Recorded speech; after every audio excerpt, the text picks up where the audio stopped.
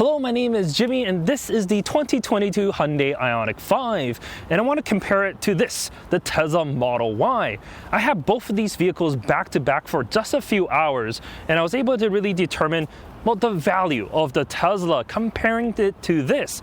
This is the top trim of the Ioniq 5 with every single bell and whistle you can add on. The Tesla Model Y that I have here is the dual motor model with the white interior along with the full self-driving upgrade, costing 88,890 Canadian dollars. This Ioniq 5 comes in at just under $60,000 and with the incentive, it's 53,000 Canadian dollars here in BC. So at $36,000 worth of difference, well, is it worth it?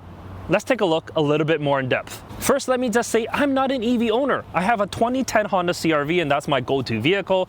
And no matter how I calculate it, if I was to sell that and buy any EV, it's gonna take me years to kind of offset the cost of fuel. So in just cost perspective, there's no real reason for me to go to an electric vehicle. But I understand if you're looking for a brand new one, it certainly, makes sense. Considering the sky-high gas prices, I mean, gas is $2 a liter right now. It's insane. And, an electric vehicle, you can plug it in, and at least here in BC, electricity doesn't cost all that much. It just makes sense. Let's start with this comparison by looks. The Tesla is basically a large egg. A few years ago, that would have been pretty cool. However, these days, no one really bats an eye. If you like the more simplistic design, you're gonna love the Y. There's nothing really wrong with it, but it just doesn't stand out these days. In the sea of 3s and Ys, there's just nothing that makes it stand out. I know a lot of owners do make some modification, like wrapping their car in a special color to make it just a little bit different. But with the Ioniq, you don't have to do that. This car actually has character built into it. From the headlights all the way to the taillights, the Ioniq 5 has so much detail that makes it really stand out. Driving around this Ioniq in the past week, I have plenty of people who just stop and stare at it just because of how unique it looks. Some may think it's a little bit much, but at least it comes with 20s rather than making you pay $2,600 for it with the Tesla. As styling is completely subjective, let me know what your thoughts are in the comment section down below. And while you're there, hit the like button as well as subscribe to my channel so you can see more comparison and reviews coming soon. As both of these are EVs, we gotta take a look what's inside the frunk. Within the Ioniq 5, you can put maybe your cables and a little bit more in here, but that's really it. It's relatively a small space. On the other hand, the Tesla, it's much, much larger. And that size difference is really the same as the back as well. Within the Ioniq 5, there's 28 cubic feet. I mean, it's not small, but the 30.2 in the Tesla is definitely larger. And within the Ioniq, I just find the liftover height is a little bit taller. What you can do within the Ioniq 5 though is the rear seats, you can slide them forward to expand that storage a little bit more if you need. As for the rear seats, if we're comparing numbers, these two are neck and neck. Both have plenty of head as well as legroom. Tesla has their vents and the charge ports in the center, while the Ioniq 5 has the vents off to the side, but the charge ports still remain in the center. The one thing that's a little bit weird is the Ioniq 5 uses USB-A ports throughout the cabin. For such a futuristic car, I thought they would have used USB-C ports instead of USB-A. I mean, it's 2022. Even iPhones come with USB-C cables. So it's kind of weird. Speaking of the future though, if you are planning in the future, or even now, to carry child seats in the back, you have no issues in either of these vehicles.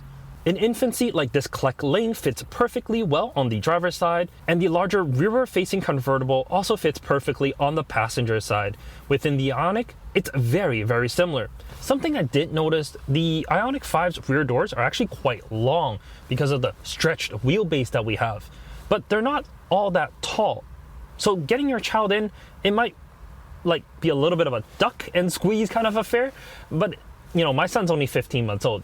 He had no problems getting in here. My wife just plopped him into the seat and it was completely fine.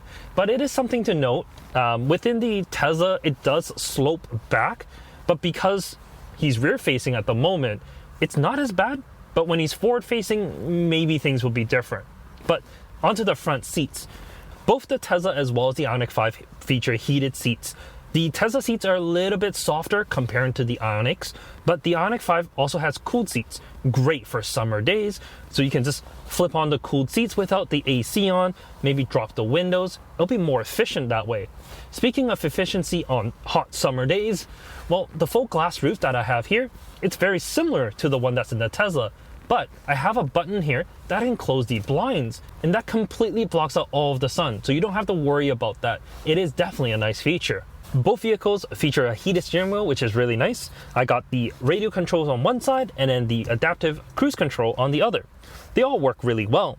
On the Ioniq, you have a few more controls on here with this button on the bottom left.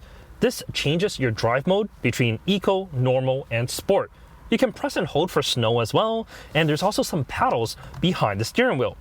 This doesn't change gears as it's only one gear, but it does change the regenerative braking that's on the vehicle. And if you press the plus button enough times, you go into I pedal, which is the one pedal driving. So you don't really even need to use your brakes, which is nice. Behind that is where the biggest differences between these two vehicles are. On the Tesla, well, there's nothing. They just get this big 15-inch display that's centrally mounted within the dash. And that's really it. That's where you control everything. The infotainment, your speed, your settings of the vehicle. Everything is done through that main screen. It does look very, very good, and there's really nothing wrong with it. There's the day mode as well as the night mode, and they both work great. But the Ioniq 5, well, it's much more traditional. You got the standard cluster right behind. It is a full digital cluster, and it shows you a lot of information, and you get a full heads-up display. The augmented reality heads-up display that's on this, it's actually really, really good. If you're not a fan of that, you can turn that just to a regular heads-up display or completely off. But it works really, really well, and it just makes it easier for you to, well, just judge what speed you're going at. You don't have to look down or, on the Tesla, down and to the right. The infotainment is pretty typical Hyundai affair. There's nothing really that stands out in here. You get the regular stuff like Sound of Nature and Apple CarPlay, as well as Android Auto, but you also get a full EV menu so you can see exactly what your range would be and where to charge your vehicle. And down below, you got some dedicated buttons, which the Tesla basically doesn't have any. You can turn up and down your climate with these, but the only thing is, if you need your heated seat control or your cooled seats control, you have to click warmer, then go into the menu. So it's an extra button that you have to press. In the Kia EV6, which is the cousin of this, there's actually a button on the center console, which makes it a little bit easier. But that one's also weird because the volume control, it's also your temperature control. I know, it's just super weird.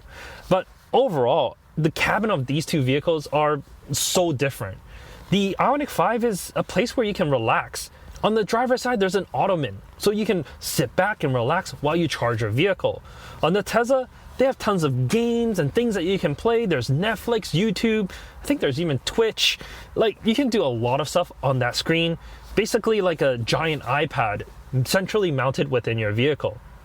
Just two different takes on, well, the electric driving experience. But before we go for a drive, let's talk about the power and range. The Tesla makes 384 horsepower with 376 pound-feet of torque. The battery is 80.5 kilowatt hours, of which 75 kilowatt hours is usable. It has a claimed range of 500 kilometers. As for the Ioniq 5, we get a little bit less horsepower at 320 horsepower, but more torque at 446 pound-feet. The battery itself is 77.4 kilowatt hours, of which 70 kilowatt hours is usable. Getting the vehicles going is quite different. In the Tesla, you step inside, you press the brakes, and you just select drive like a Mercedes shifter, and you just go. In the Ioniq, you have to press an EV start-stop and then select the gear. The gear shift is a little different. It's like a spatula that's on the bottom right of the steering wheel. But, I mean, it works, and it's out of the way, but you're still able to see it, which is actually kind of nice. And, well, you just get going. Something I did find with the Ioniq 5 is the I pedal. You can't actually have that fully activated all the time. And what I mean by that is, well, when you get into the vehicle, you just have to press the left pedal to engage the one pedal driving. You actually lose that setting every single time you start the car, which is a little weird and a little annoying. But over time, you're going to get used to it, and I think that's fine. Claimed 0 to 100 kilometers per hour?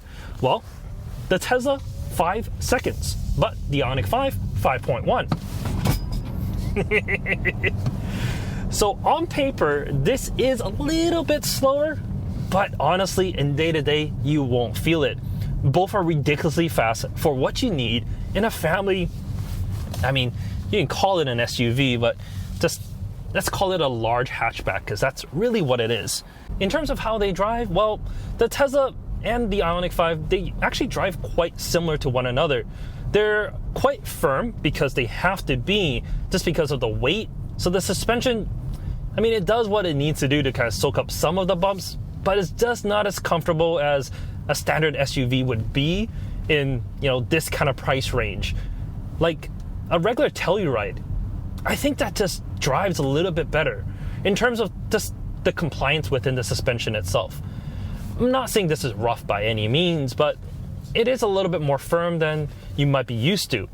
In terms of safety tech, both are actually quite similar. They both have adaptive cruise, the lane keep assist. They both have even the lane watch cameras. So when you flip the signals on, you actually get a little view of who's in your blind spot. Hyundai's implementation of that is definitely better because you don't have to look down to the bottom left of the screen and the Tesla to see that. It's just right there within the Ioniq. It's definitely much more visible, so I tend to use that a little bit more. But the cruise control, there's no way to beat autopilot. Autopilot it's just that much better than any other brand. The way that it works, the way that it's able to see things, really. It's just really, really good. And I mean, Tesla's a data company, right? They take all that information that it sees and it collects that and makes the full self-driving better.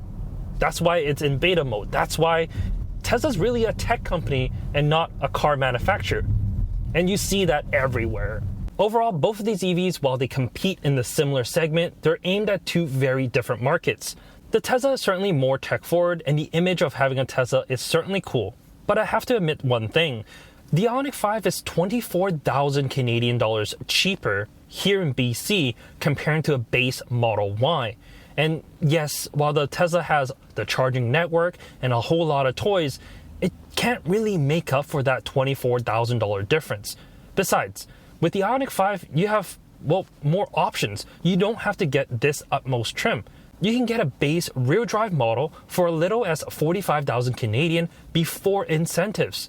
Personally, I would pay that $2,000 more for the preferred trim. That way I get a heat pump as well as the heated steering wheel, which I really, really, really like. And I mean, that's the best deal.